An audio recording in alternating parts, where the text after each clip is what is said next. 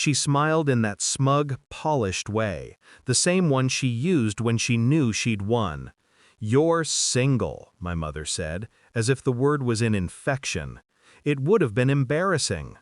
The clinking of champagne glasses echoed from her phone, a live stream of my sister's wedding, all laughter and lights.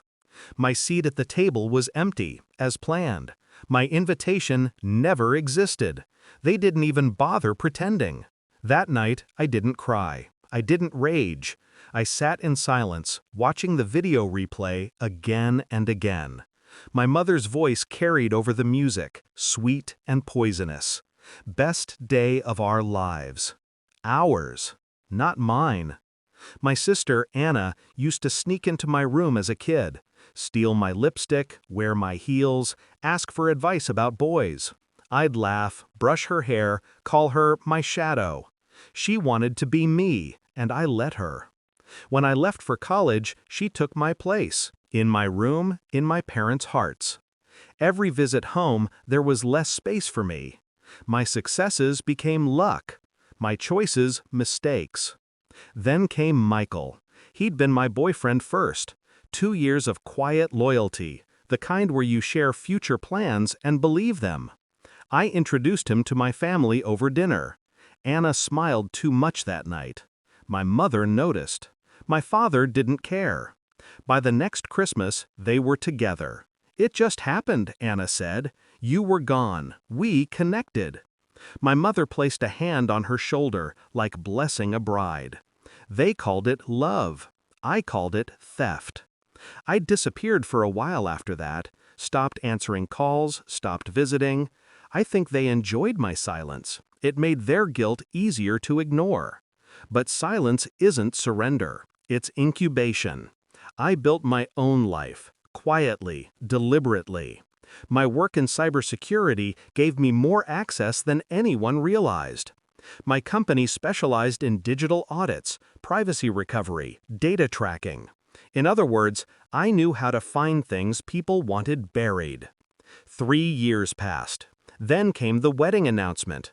A luxury estate, $50,000, all paid by my parents. My mother's message was simple: you should be happy for her. So I was, just not in the way she meant. It started with Michael's company, small, family-run logistics. A simple audit revealed what I expected: unpaid taxes, offshore transfers, hidden accounts under Anna's name. My mother's retirement fund was one of them. I waited, collected every document, every transaction, every message. Digital ghosts don't lie.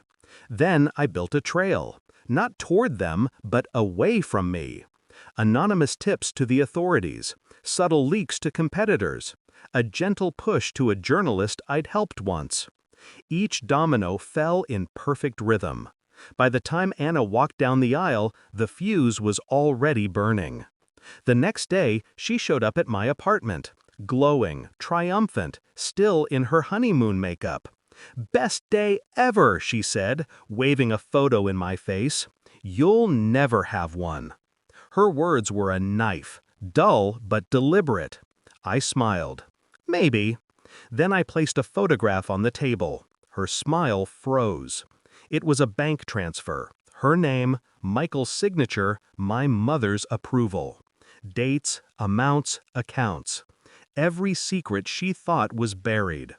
"I sent it to the press an hour ago," I said quietly, "and to the IRS. You'll be trending by evening." She stammered, eyes darting to the door, to me. You wouldn't—" I did. Silence filled the room, thick and satisfying. For the first time, she didn't have a comeback. She didn't even have breath.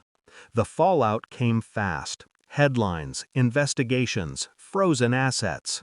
My mother's face, pale on the evening news. Michael's company dissolved within weeks. My father retreated into silence, like he always did. I didn't attend the hearings. I didn't need to. Watching from a distance was enough. Their empire of deceit crumbling under its own weight. One evening, my mother called. Her voice was brittle, hollow. "You destroyed us." I almost laughed. No, Mom, you did. Then I hung up. Now, months later, I sit in the same chair where Anna once gloated.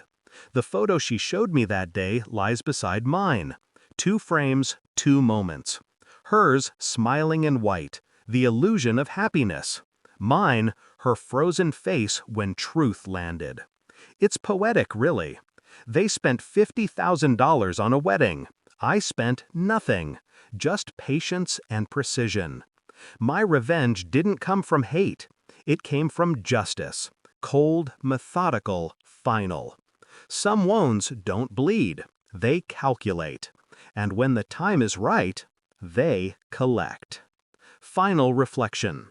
They taught me that family is conditional, that love comes with status, approval, performance. But I learned something sharper.